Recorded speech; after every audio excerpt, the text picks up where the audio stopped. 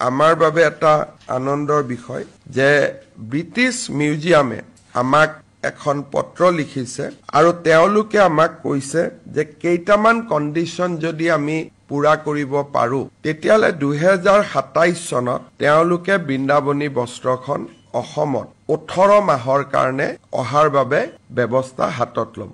এই ক্ষেত্ৰত JSW নামৰ যেটো কোম্পানী আছে তেওঁলোকে ইনিচিয়েটিভ লৈ ব্ৰিটিছ মিউজিয়াম আৰু আমাৰ মাজত এটা সম্পৰ্ক কৰি দিছিলে।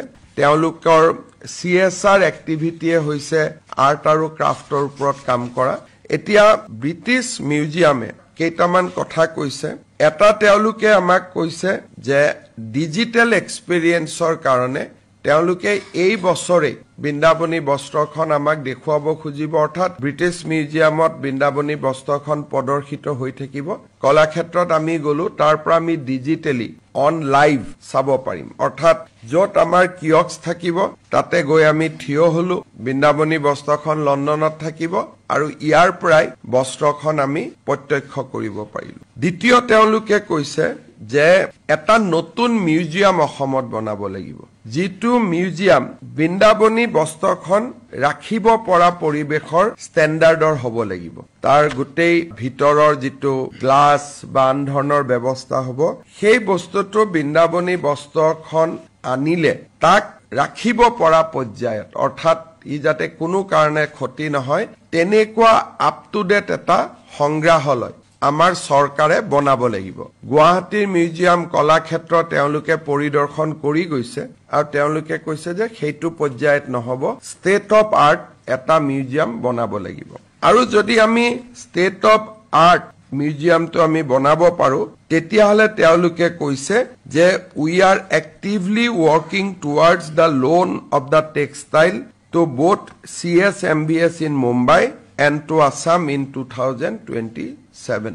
অৰ্থাৎ আমি যদি মিউজিয়ামটো বনাব পাৰো তেওঁলোক সন্তুষ্ট হয়, 2027 চনত ব্ৰিটিছ মিউজিয়ামত থকা বৃন্দাবনী বস্ত্ৰখন আমি অসমত আনিব পাৰিম। আৰু এবাৰ যদি ব্ৰিটিছত থকাখন আমি আনিব পাৰো, সেইখন যদি তাৰ প্ৰদৰ্শনীটো সুকলমে হৈ যায় তেতিয়ালে আন মিউজিয়ামত থকাও বৃন্দাবনী বস্ত্ৰ অসমত অনাত অসুবিধা নহব। ৰাজ্য চৰকাৰে মিউজিয়াম কেনেকে বনাম কি বনাম আমাৰ গোটেই তাৰ অভিজ্ঞতাও নাই। JSW গ্ৰুপে অসমত as a part of CSR activity তেওঁলোকে এটা মিউজিয়াম আমাক বনাই দিয়াৰ বাবে প্ৰতিশ্ৰুতি দিছে। তেওঁলোকে মিউজিয়ামটো বনাব আৰু অসম চৰকাৰক উপহাৰ স্বৰূপে তেখেতসকলে উভতাই দিব।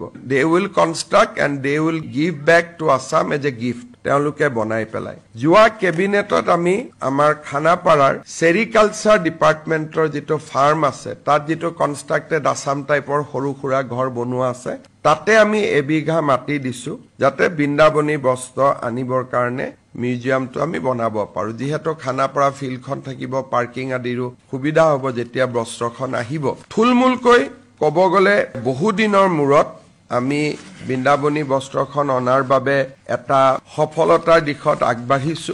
ব্ৰিটিছ মিউজিয়ামে মোক ছেপ্টেম্বৰত লণ্ডনলৈ যাবলৈ নিমন্ত্ৰণো কৰিছে যে আপুনি আহক, বাকী থকা কথাখিনি পাতিম। ছেপ্টেম্বৰত যোৱাত অসুবিধা হ'ব, অক্টোবৰ নৱেম্বৰত এবাৰ মই যাবৰ কাৰণে চেষ্টা কৰিম যাতে গোটেইটো